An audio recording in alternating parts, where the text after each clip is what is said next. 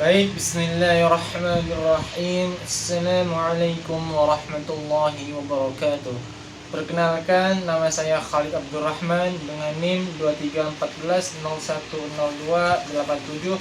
Di sini saya akan membahas tentang materi terkait relevansi pendidikan menurut Quran surah At-Tahrim ayat 10 sampai dengan ayat 12.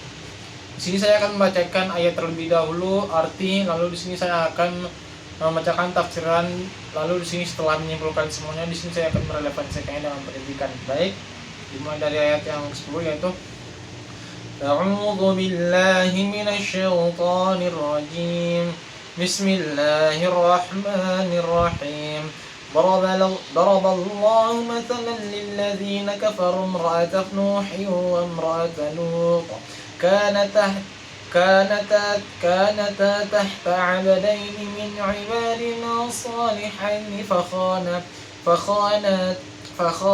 فخانتاهما فلم يغني عنهما من الله شيئا وقيل ادخلا النار مع الداخلين. Yang artinya itu Allah membuat perumpamaan bagi orang kafir, istri Nuh dan istri Lot, keduanya berada di bawah pengawasan dua orang hamba yang saleh di antara hamba-hamba kami. Lalu kedua istri itu berkhianat kepada kedua suaminya, tetapi kedua suami itu tidak dapat membantu mereka sedikit pun dari siksaan Allah. Dan dikatakan kepada kedua istri itu, masuklah kamu berdua ke neraka bersama orang-orang yang masuk neraka. Nah, di sini relevansi di sini tafsiran al-Misbahnya itu menjelaskan bahwasanya Allah menyebutkan suatu keadaan menakjubkan yang dapat menunjukkan keadaan serupa orang-orang kafir, yaitu istri Nabi Nuh dan istri Nabi Lot, keduanya berada di bawah pengawasan dua orang hamba pilihan kami yang saleh. Keduanya berkhianat dengan melakukan konspirasi untuk menjatuhkan suami mereka dan menyebarkan rahasianya. Lalu ayat berikutnya yaitu ayat ke-11. وضرب الله مثلا للذين آمنوا امرأة فرعون إذ قالت رب ابن لي عندك بيتا في الجنة ونجني من فرعون وعمله ونجني من القوم الظالمين. Yang artinya, dan Allah membuat perumpamaan bagi orang-orang yang beriman, istri Fir'aun ketika dia berkata, ya Tuhanku, bangunkanlah untukku sebuah rumah di sisimu dalam surga dan selamatkanlah aku dari Fir'aun perbuatannya dan selamatkanlah aku dari kaum yang zalim.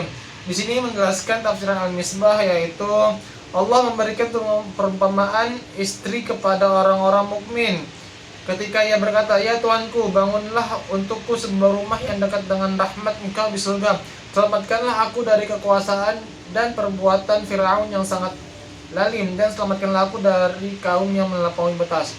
Lalu ayat berikutnya yaitu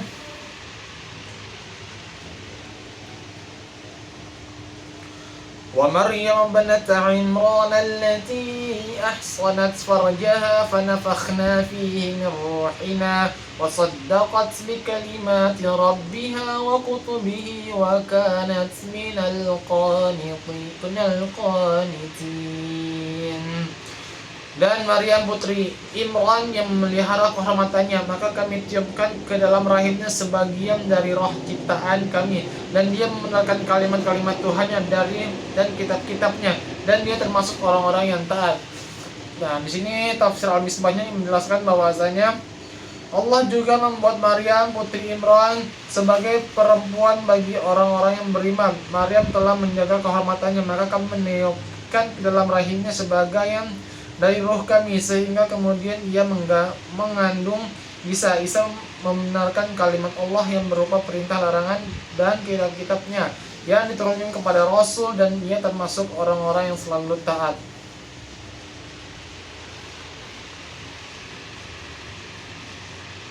Nah, maka dari sini relevansi pendidikannya di sini bahwasannya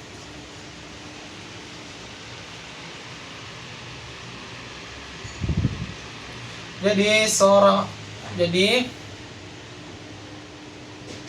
kita ini harus tetap bertaat patuh kepada Allah atas apa yang telah dikehendaki oleh Allah tersebut.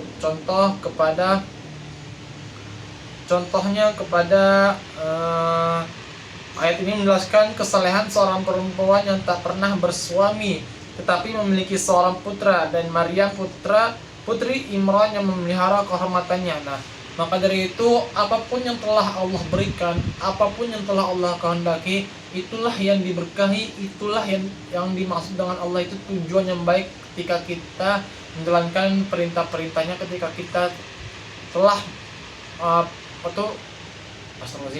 maaf ralat, ketika kita bisa menerima apa adanya ini. Nah, jadi di sini kita harus berpikir positif. Semua ketentuan, semua kehendakan ini sudahlah diatur oleh Allah Subhanahu wa taala. Nah, lalu di sini juga menjelaskan bahwasanya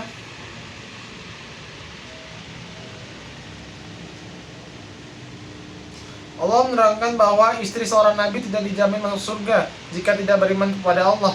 Allah memuat perumpamaan bagi orang-orang kafir bisa menjadi istri nabi. Itu tidak otomatis. Nah, bahwasanya kita sebagai hamba kita sebagai hamba Allah, patutlah kita harus beribadah kepada Allah. Untuk apa? Untuk kita bisa tentunya untuk bisa memasuki surganya Allah, untuk bisa terhindar dari siksa api neraka. Nah, mungkin itu yang bisa saya sampaikan. Kurang lebihnya mohon maaf. Apabila ada kata-kata yang tidak selaras, apabila ada kata-kata yang tidak dimengerti, mohon dimaafkan.